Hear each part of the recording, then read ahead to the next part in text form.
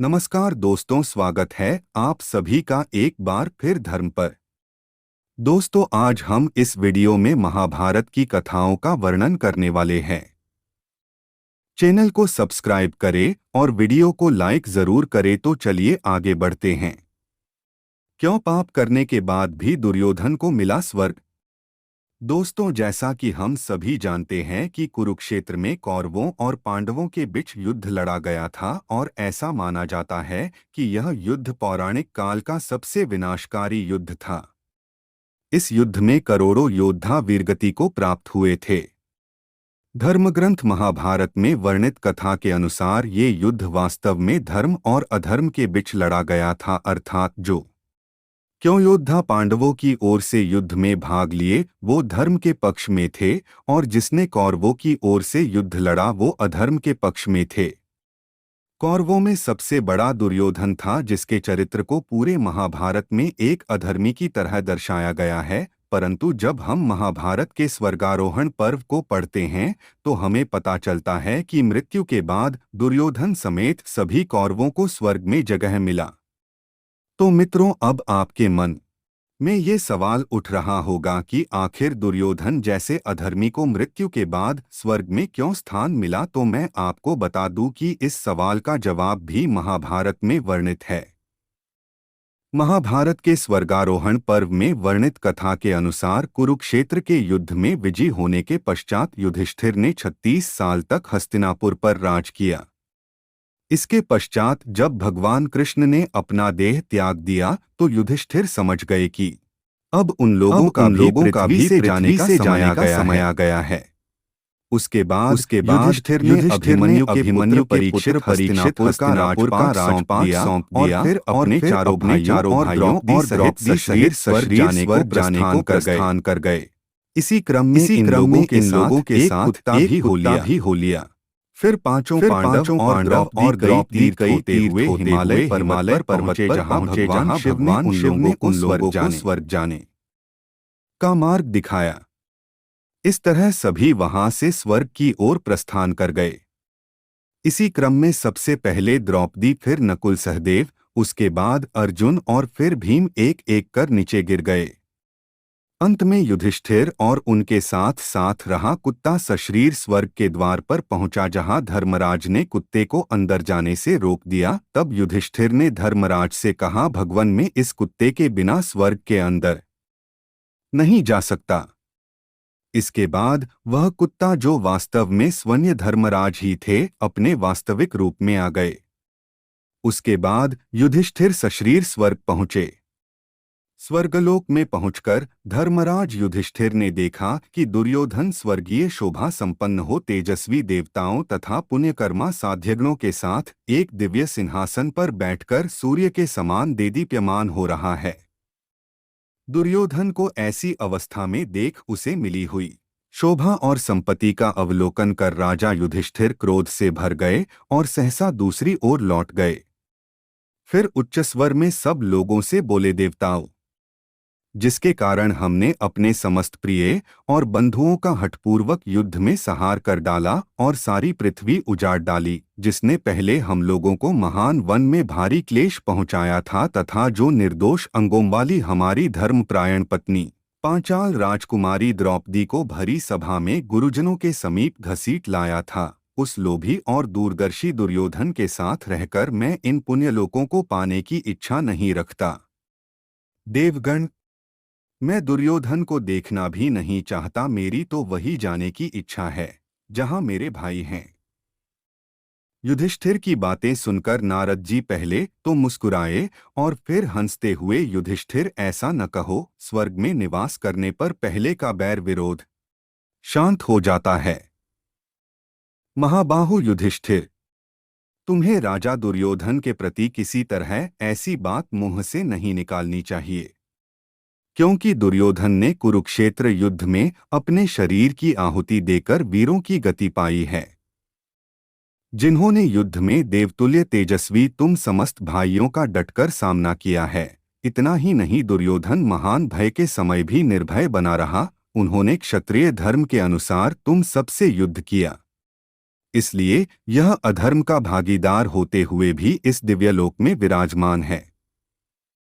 नारद जी के मुख से इन वचनों को सुनकर युधिष्ठिर का क्रोध शांत हो गया। उसके बाद उन्होंने एक बार फिर देवताओं के सामने अपने भाइयों से मिलाने की इच्छा प्रकट की। उसके बाद देवदूत युधिष्ठिर को एक ऐसे लोक में ले गए जहां चारों ओर अंधेरा था। गिद्ध और कौवे मंडरा रहे थे। हवाएं गंध से भरी हुई थी। चारों तरफ से रुदन का स्वर आ रहा था। फिर भी युधिष्ठिर किसी तरह अपने भाइयों से मिलने के लिए देवदूत के पीछे पीछे चल रहे थे। पर जब काफी समय हो गया तो युधिष्ठिर ने देवदूत से कहा, हमें और कितना चलना होगा? यह सुन देवदूत ने कहा, हे पांडुपुत्र, अगर आप वापस जाना चाहते हैं तो चल सकते हैं। यह सुन युधिष्ठिर वहां से तभी उन्हें कई रुदन की स्वर सुनाई दी जो उन्हें पुकार रहा था। और जब वो उस आवाज के नजदीक गए तो उन्होंने देखा कि वहां उनके सभी भाई मौजूद थे। इतने में ही वहां अन्य देवता भी पहुंच गए और वह जगह स्वर्ग की तरह देदीप्यमान हो गया।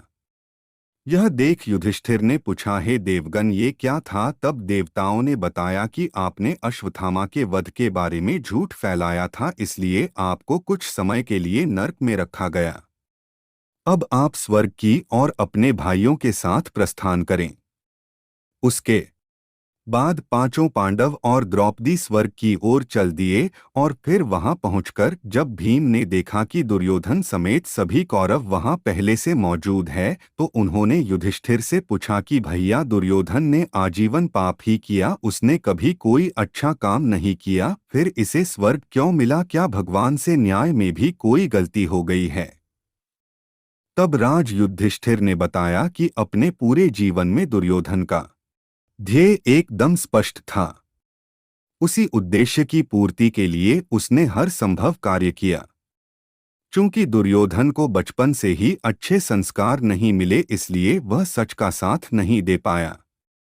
लेकिन मार्ग में चाहे कितनी ही बाधाएं क्यों न आई हों, दुर्योधन अपने उद्देश्य पर कायम रहा। दृढ़ संकल्पित रहना ही उसकी अच्छाई साबित हुई और इसी कारण उसे सारे अधर्म कार्य करने के पश्चात भी स्वर्ग मिला, नरक नहीं। युधिष्ठिर की बात सुनकर भीम की जिज्ञासा शांत हुई और उसके बाद कुछ समय तक कौरवों और पांडवों ने बड़े ही सुखी पूर्वक स्वर्ग में समय व्यतीत किए। महाभारत का युद्ध दिन में ही क्यों लड़ा गया? महाभारत की कहानियां और प्रसंग तो हम समय समय पर लेकर आते ही रहते हैं, परंतु आज हम महाभारत के युद्ध से जुड़ा एक महत्वपूर्ण तथ्य आप सभी के साथ साझा करने आए हैं। क्या आप जानते हैं कि महाभारत का लगभग पूरा युद्ध दिन के समय ही क्यों लड़ा गया? महाभारत युद्ध के नियम। महाभारत की लड़ाई में यह नियम था कि युद्ध दिन के उजाले के दौरान ही लड़ा जाएगा, क्योंकि इस युद्ध में उपयोग किए जाने वाले हथियार ज्यादातर सौर ऊर्जा के इस्तेमाल से ही चलाए जा सकते थे। समाप्ति को छोड़कर महाभारत का पूरा युद्ध सूर्य की प्रकाश यानी दिन के समय में हुआ था। अंत में अश्वत्थामा ने नियमों का उल्लंघन किया और रात के समय पांडवों के पुत्रों को मार डाला। महाभारत में इस बात का वर्णन है कि गुरु द्रोणाचार्य ने दिन के प्रकाश के दौरान तो कौरव और पांडवों को प्रशिक्षित किया था, लेकिन उन्होंने रात में केवल अपने बेटे अश्वत्थामा को युद्ध के लिए प्रशिक्षित किया। सौर ऊर्जा वाले हथियार अतिरिक्त ऊर्जा के साथ लड़ने के लिए उन्होंने अश्वत्थामा को ऐसे अस्त्र शस्त्र मुहैया करवाए जिसे सौर ऊर्जा के साथ या बिना भी चलाया जा सकता था, और इस प्रकार वह रात के दौरान पांडव पुत्रों को मारने में सक्षम था। पांडव अपने बेटों के जीवन को संरक्षित करने में सक्षम नहीं थे, क्योंकि उनके पास ऐसे हथियार नहीं थे जो सूर्य के प्रकाश या सौर ऊर्जा के बिना कार्य कर सकें। अभिमन्यु की मृत्यु।